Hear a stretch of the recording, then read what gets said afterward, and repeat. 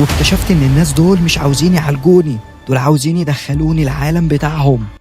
لما جن بيقرر يتجوز واحدة من البشر، في حاجات بنفتكر انها خرافات، حكايات ناس من زمان، كلام بيتقال في الهوا. بس الحقيقة في ناس عاشت وسط الظلام، ناس شافت اللي محدش يتحمل يشوفه. واللي هحكيه النهاردة مش فيلم ولا قصة من روايات الرعب، ده كلام طالع من قلب بيت اتفتح على عالم تاني، عالم ملوش ملامح ولا رحمة. معاكم عبد الله السعيد، والحكاية اللي هتسمعوها النهاردة هتشوفوها على قناة عبد الله النسر أو حكاوي النسر. حكاية واقعية وحقيقية 100%. حكاية بنت بدأت قصتها من قبل ما تتولد، لما جن قرر إنه يحب ويختار ويطارد مهما كانت الضريبة. اللي كاتب لنا القصة ديت لازم نشكره، الكاتب المتألق دائما الأستاذ جمال الحفني. فعاوزين كده قبل ما نطفي النور نحضر الطقوس اللي احنا متعودين عليها، سماعتك وقهوتك، واجهز علشان سهرتك.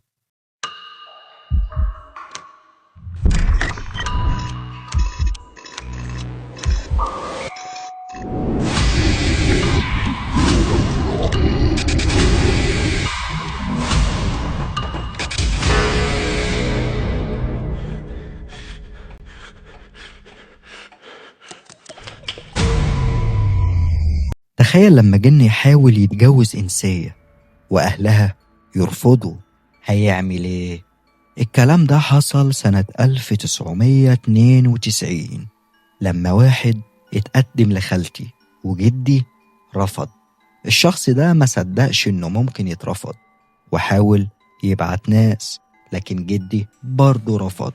ولأننا عايشين في أرياف والجهل عايش وسطنا، الشخص ده قرر يعمل عمل لخالتي علشان يوقف حالها ومحدش يتجوزها. وفي ليلة بعد ما جدي وجدتي وخالاتي خلصوا عشاء، فجأة خالتي ديت حست بصداع وألم شديد في جسمها ووقعت على الأرض.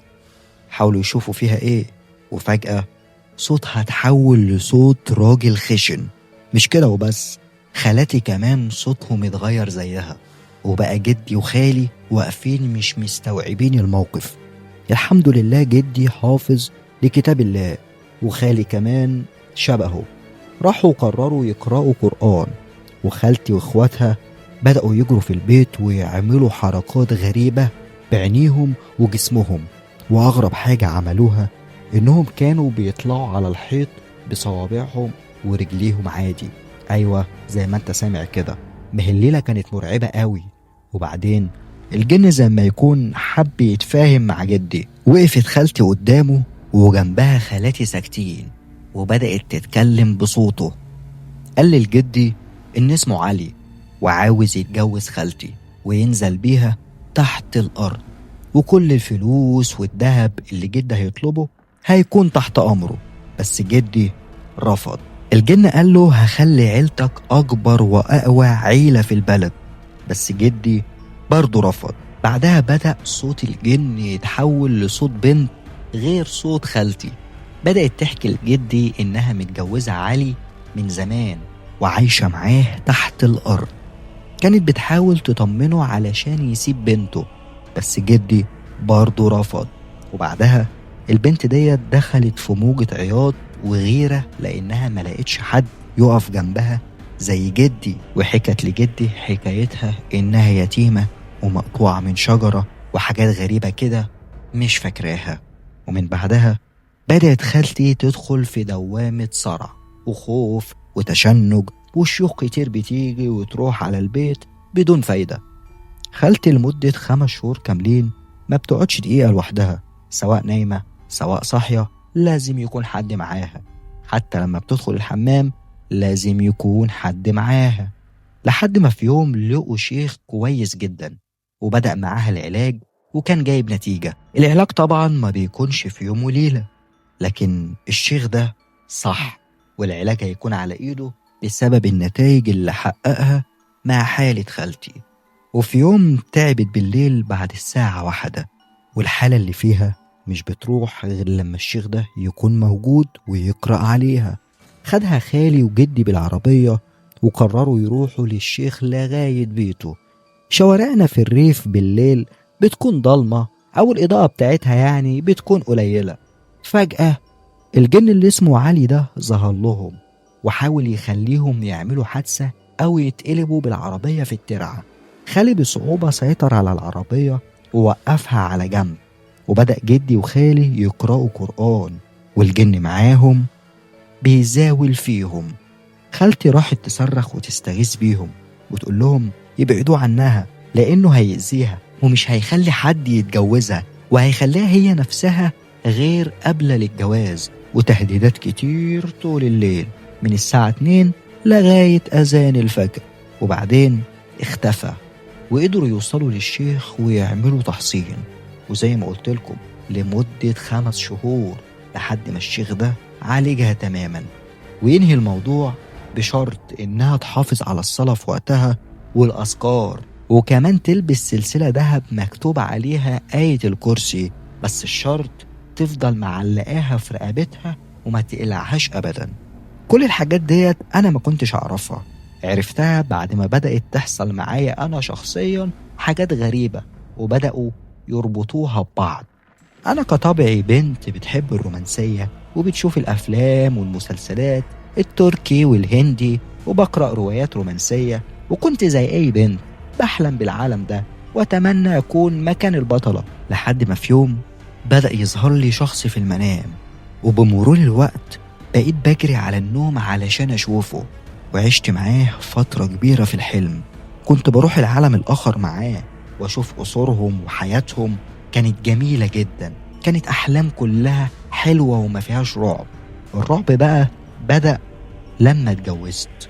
الجن اللي كان معايا وبيظهر لي دايما في الأحلام عرض عليا إنه يتجوزني، قال لي إنه هيجي البيت عندنا على هيئة إنسان بشري ويطلبني من أبويا عادي، وهيجيب كمان معاه أهله وقرايبه، ومحدش هيعرف الحقيقة غيري أنا بس. أهلي هيفضلوا مقتنعين إني متجوزة جوازة طبيعية مهما طال الوقت أو طال الزمن ومهما زارونا، لكني رفضت لأني كنت خايفة من المغامرة. أنا رحت معاه مرات كتير بيته وشفت حياتهم وعيشتهم وقصورهم وذهبهم، لكني ما حبيتش أغامر. اتجوزت وبدأت تحصل مشاكل بيني وبين جوزي من أول أسبوع لحد ما تعودنا نعيش في هم ونكد. وفي يوم عرفت إني حامل، وفي ليلة من شهور الحمل الأولى كنت لوحدي في البيت وجوزي مش موجود.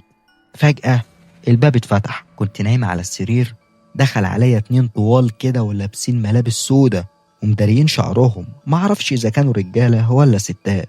واحد جاي على يميني والتاني على شمالي، وأنا مكاني على السرير مش عارفة أتكلم ولا أنطق من الصدمة. مسكوني وشلوا حركتي، وفجأة دخلت من الباب واحدة عجوزة شكلها بشع جدا ومخيفة جدا جدا، ماشية بتتسند على عصاية وفي عينيها كره شديد ليا. قعدت جنبي على السرير وفضلت تعمل حركات بإيديها فوق بطني، تحرك صوابعها وتنغص في بطني في كذا ناحية، وبتقول هنزلها مش هخليها تكمل. وقتها كنت بصرخ وبستغيث ومحدش سمعني، لحد ما افتكرت آيات من القرآن، قرأت آية الكرسي بصعوبة، وبعدين سابوني ومشيوا. وآخر حاجة شفتها عينيها لما بصت لي قبل ما تخرج من الباب وبتقول لي هتعيشي أيام سودة طالما دماغك ناشفة. حصل لي نزيف بعدها والدكاترة ما عرفتش السبب. حالة بنتي كانت مستقرة لكن ما عرفوش سبب النزيف ده، وعرفت بعدها إن معمول لي سحر تسليط على الحمل علشان ما يكملش. كمان من الحاجات التانية اللي ما أقدرش أنساها أبدا إن لما كنت حامل في ابني في الشهر الرابع، وقتها جوزي رجع من البيت وحصلت خناقة كبيرة بينا كانت هتوصل للضرب. فقلت له طب ابني اللي في بطني هيتأذى؟ قال لي أنا مش عايزك لا انتي ولا ابنك. في نفس اللحظة ديت حسيت بسخونية رهيبة في جسمي وتكسير مش طبيعي. فجأة صوتي اتغير بقى صوت راجل، كلم جوزي وقال له لو حصل لها حاجة كلكم هتموتوا هنا. زقيت جوزي بإيدي مسافة مش متوقعاها أصلا، لقيته واقع على الأرض. رحت المطبخ جري وأنا مش متحكمة في جسمي ولا في قوتي اللي اتغيرت. مسكت أنبوبة البوتاجاز ورفعتها بإيد واحدة، وهددت جوزي إنه لو عمل حاجة تاني مصيره هيكون الموت. وفي خلال الحالة الهستيرية ديت وقعت وأغمى عليا. صحيت من النوم بعدها ب3 أيام، لقيت نفسي في بيت أبويا وأنا مش عارفة أنا جيت هنا إزاي. لكن كل اللي أنا فاكراه خلال نومي إن كنت بمشي في القرية بملابس البيت بتاعتي، وفجأة ظهر قدامي جيش كبير من الجيوش القديمة اللي بنشوفها على التلفزيون. الجيش كان عبارة عن 3 فرق، وكل فرقة ليها قائد منهم كان أبشعهم منظر وهيئة. سمعته بيقول للفرقة بتاعته لازم تترمي في الترعة وتموت فيها زي ما هو مطلوب مننا. لكن قائد تاني عارض رأيه وكان وسيم شوية، سمعته بيقول لأ، لازم نرجعها له زي ما احنا مأمورين. أما القائد الأخير قال احنا هنرجعها لبيت أبوها. لما فقت أبويا قال لي إنه لقاني قدام البيت من 3 أيام، وجاب لي شيوخ كتير، وعرفت إن الناس اللي أنا عايشة وسطيهم عاملين لي أعمال كتير، وحياتي داخلة في بعضها بين أعمال وجن عاشق وكوابيس وتعب نفسي وجسدي. ناس كتير اتأذت بسببي لأنهم أذوني. الجن اللي معايا كان بيأذيهم أذى غير طبيعي. أحيانا كنت بحس بالذنب وأحيانا لأ، لكن إحساسي بالذنب كان دايما مسيطر عليا. حصلت حاجات كتير كمان بعدها، مش عارفة إذا كان ينفع أقولها ولا لأ. كانت بتجيلي تهديدات من الجن إنهم كلموا أبويا وحذروه من رجوعي لبيت جوزي تاني. ما كنتش عارفة إذا كانت التهديدات ديت حقيقية ولا هم مش عاوزين نرجع لجوزي تاني. كنت شوية في بيت جوزي وشوية في بيت أبويا، وكل يوم عند معالج جديد، لحد ما سمعت من واحد من المعالجين إني مطلوبة كقربان في البيت اللي فيه أهل جوزي. كانوا بيبحثوا عن آثار أو حاجة زي كده، ومش عارفة إذا كان جوزي كان عارف الكلام ده ولا لأ، لأنه لما سمع بالحكاية ديت راح خدني وأجرنا شقة وبعدنا عن البيت اللي فيه أهله. وبعد ما ولدت ابني أهل جوزي ما اعترفوش بيه، قالوا ده مش ابننا، ده ابن الجن. ولعبوا في عقل جوزي لدرجة إنه صدقهم وصدق إن ده مش ابنه، وخصوصا إنه لما كان بيقرب منه ويشوفه كان بيقول إن عين الطفل بتتحول من الأبيض للأحمر، وأوقات بتتحول للون الأسود، لدرجة إنه كان بيحاول يتخلص منه. لحد ما في يوم خالتي اقترحت علينا نجيب ناس معينة من القاهرة معروفين بقوتهم في عالم الجن ومشهورين، وفعلا كان واضح عليهم الخبرة والقوة في العالم ده. أنا مش بحكي بالتفصيل، لكن أقول لكم كده بصراحة وبالملخص قصتي بشكل عام. العجيب إن الجماعة دول كانوا بيعلموني إزاي أتكلم مع الجن وأتعامل معاه. اتعلمت حاجات كتير، لكن للأسف عرفت بعدين إنهم جايين لهدف معين، وهو تحقيق رغبة أهل جوزي، مش علشان يعالجوني. بدأت قوتي تزيد في المجال ده، في ناس معارفي وصحابي عالجتهم. حتى السحرة والدجالين اللي في قريتي كانوا 3 بطلوا يعملوا أعمال للناس. منهم واحد كان عامل عمل لصاحبتي بشلل في الإيد، والعمل ده قدرت أوقفه ورديته عليه. ولما إيده اتشلت الناس كلها عرفت في البلد إن هو اللي بيعمل أعمال. لكن بعدين عرفت إن الناس اللي جايين دول ما كانش هدفهم يعالجوني بالمعنى الحرفي، كانوا عايزين يستخدموني. لما شافوني بساعد الناس حذروني إن ما ينفعش أعمل كده غير لو دخلت العالم بتاعهم بجد، اللي هو أتعلم الطلاسم واكتبها ونفذ الطلبات اللي يطلبوها مني الخدم الجديد اللي هيكونوا معايا. لكني خفت، أكيد طلباتهم هيكون من ضمنها حاجات شر، وأنا مش عاوزة حد يتأذى بسببي، وبعدين نفسي ممكن تضعف في يوم من الأيام وأنا خايفة من ده. ده غير إن بدأت تجيلي تهديدات إني لو استمريت في موضوع العلاج ده هتأذي في ولادي، فقررت أبعد عن الطريق ده.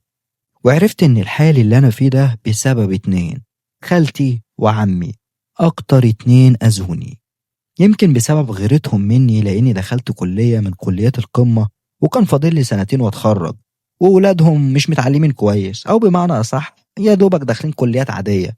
بعدها اتعرفت على معالج تاني قال لي هعالجك بالقرآن وبس، كان قوي فعلا لدرجة إنه خلاني أزور الأماكن والقصور بتاعت الجن وأنا صاحية، بعد ما كنت بزورها مع الجن اللي معايا بس وأنا نايمة. وأنا لحد دلوقتي في المشاكل دي، مع العلم إن عندي 31 سنة، والحاجات ديت بتحصل معايا من وأنا عمري 16 سنة. إغراءات كتير بتتعرض عليا لحد دلوقتي بالقوة والمال، إني بس أدخل العالم بتاعهم وأتعلم الطلاسم والأعمال. وأنا الحمد لله لحد دلوقتي رافضة وخايفة في يوم من الأيام نفسي تضعف وأوافق. حابة بس أنصح الأهل شوية نصايح يا ريت يعملوا بيها. يا ريت الأب والأم يقربوا من ولادهم ويصدقوهم لما يحكوا لهم حاجات شبه اللي بتحصل معايا، وما يقولوش الكتب والروايات هتلحس دماغكم، وبلاش يقولوا ده ممكن من العقل الباطن وكل دي أوهام. أنا لو حد كان صدقني من البداية يمكن ما كانش كل ده حصل لي. القصة انتهت لحد هنا، لكن حكاية البنت ديت لسه مستمرة. يا ريت تدعوا لها بالثبات والصلاح ومنع الأذى عنها. الفيديو خلص بس الحكاية ما خلصتش. تصبحوا على خير.